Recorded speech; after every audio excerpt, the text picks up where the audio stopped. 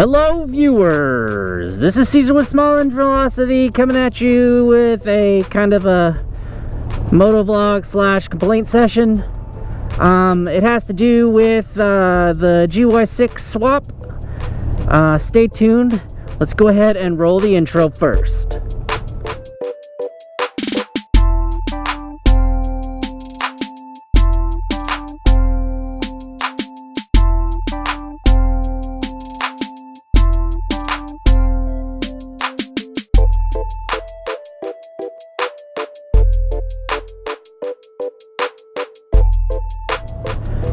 Okay, so I have been having, I'm on the Zuma again, and I've been having issues with the GY6 swap. So let's start from the beginning. In the beginning, I was talking to you guys about how I was popping a fuse. Now, until that moment, I was flawless. Like, I did not have any issues. Is my camera covered in water? I didn't have any issues, right? If it was issues, it was something related to something that I had wired wrong or jetted incorrectly. It was the user portion of the interface of a GY6. So, after a while, I was having problems with the fuse. I don't know if I've heard you guys mention that before. It was the main fuse. And it was pop, pop, pop, pop. I even tried putting a 30 amp instead of a 25 amp and pop, pop, pop. Went through a whole small packet of fuses. So I thought it was the starter coil or something. And because the ring connector that was on there was horrible. Actually, a lot of the connectors under there were horrible. So I went in and I put new ends, and then I went in, put some heat shrink tubing all over everything, and it looked great, you know, it looked awesome. So I unmounted my harness from all the zip ties into the box, which, by the way, was probably the best job I had done on this to date. And I put it in, and it wouldn't turn over. I mean, it wouldn't even, it'd power on, but it wouldn't turn over. I thought it was the button. I tested the button, I tested the wires, I tested the coil, blah, blah, blah, and come to find out, the plug that goes to your brake was broken. I mean broken, was disconnected. So, you know, you had to pull the brake to start the motor? Yeah, that one was disconnected. So that was disappointing that I had done all that work just to do that. Anyways, so I did that and I started turning the motor, and it would turn, but it wouldn't start. So after a little bit of investigatory work, it says I wasn't getting any spark. So I watched a bunch of YouTube videos and stuff. I changed out the coil, I changed out the CDI, still no spark. I changed the what's it called, the rectifier. I even changed the starter coil, just in case. I changed everything to something new, and same result, no spark. So I changed the plug. I plugged in a different coil and lifted out to watch to see if I could get it to arc. Nothing. So I did some troubleshooting across the stator, and I connected the green wire to the exciter wire, and then I connected the green wire to the what's it called, the other wire, the one that powers the CDI, and nothing. I mean nothing. I had something, but the signal wire gave me nothing. Well, I thought it gave me nothing. It gave me a beep. So I changed the stator out, same thing. So then I started doing continuance testing the stator connectors. Not necessarily the stator. Well, yeah, the stator. The timing portion of the stator to the other end of the harness, and it didn't beep. Like I found it all the way on the other side of the harness and didn't beep on the signal wire, the one that tells the CDI where the position of the piston is.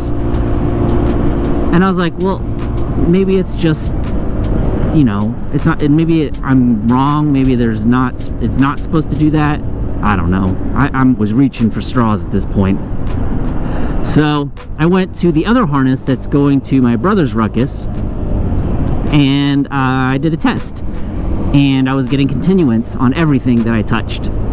So the signal wire to the other end of the harness has failed. Now, this is a used harness that I got, and I got it from a friend, and so, you know, some of the ends were cut off and stuff like that, I guess for troubleshooting on a harness, and I reconnected some stuff and made it work. But I also noticed in the middle of the harness, it looked like someone had cut away the tubing, the wrapping tubing, and then retaped it up with duct tape, or with electrical tape. So I questioned that. I know Lee didn't do that.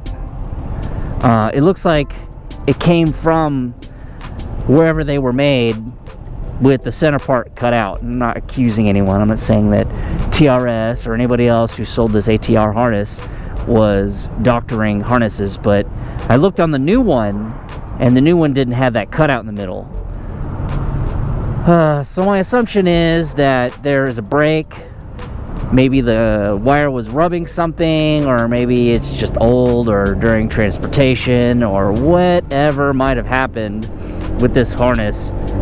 Somewhere in the middle of the harness, something got burnt, fried, cut, broke, snagged, kinked, bent, who knows.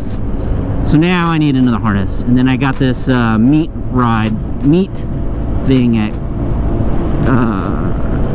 Cars and Carts in like, what, 2 weeks? So anyways, I gotta get a harness together. This is terrible. I need to just give up on this one. Although I did learn a lot about where all the wires go, and what the wires do, and where the wires end up as, and what they go to. So there's never really a bad experience when you have a problem with something, especially if you go to investigate it. You know, stuff that like millennials don't do. You know, oh, it's broken, I guess I can't use it anymore. Goes out, buys a new Ruckus. Sorry, I'm in a bad mood because this sucks. I really wasn't expecting this to happen. I thought I had got it right, but you know, in a perfect world, right? So what might end up happening is I have to requisition the brother Ruckus harness, and then we'll take my harness and just rig it up just so I can get the motor to turn. That came at suggestion by Lee from Rec City. So we're gonna go ahead. That's probably what I'll do this weekend. So we're putting the 171cc project on delay. I was actually considering taking the 171 and putting it on a different block and building it out, and then when it comes time to use when it comes time to do the motor, excuse me, I'll just do a swap, kind of like I did with the Met gears. I had two swing arms, and then I took one swing arm, built it, and then after I had built it with the Met gears, I swapped it, rather than having all this downtime. But we'll see if I can find a short block long case B. Anyways, yeah, so that's been my trouble. It's really, really irritating me. And this just brings back the fact that if you have problems with your GY6, like, I really think that you got like a 2 in 5 chance if not more, that it's in your harness and you wired your harness. I took so many shortcuts just to do the, hey, I'm just going to do it temporary like this, twist these two cables together just to see if it works. Then I get it working, and I'm so excited that I forget to go back and do any of the harness stuff. Then later on that stuff disconnects, or it grounds, or something. So do it right, do it once, do it wrong, do it again. So I'm doing it again. Now, it's partially the harness's fault. Not that I'm saying that it's not my fault, but I went in with an unknown. So that's a lot of jabbering coming out of my mouth this morning, but I have a lot to say about this. ATR Harness is so far the only harness I've ever used, but watching other videos of other harnesses, the only thing easier, as far as I know, is the rolling wrench harness. And if you want the rolling wrench harness, then you have to have all your stock stuff still connected. So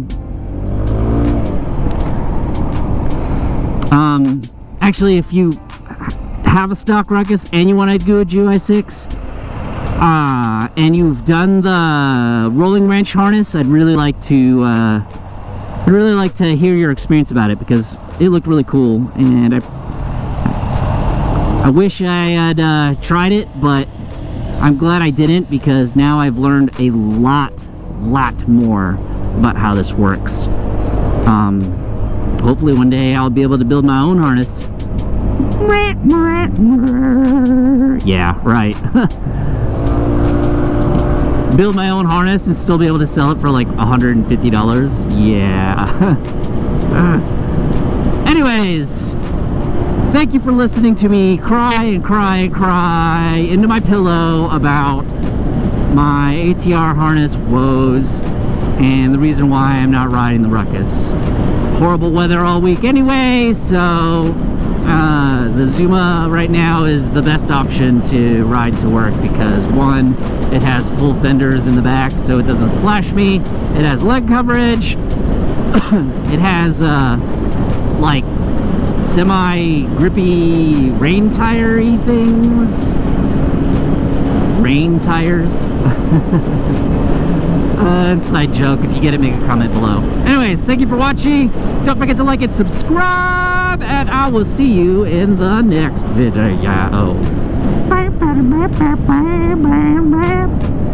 Yeah, yeah. Yeah, yeah. Yeah, yeah.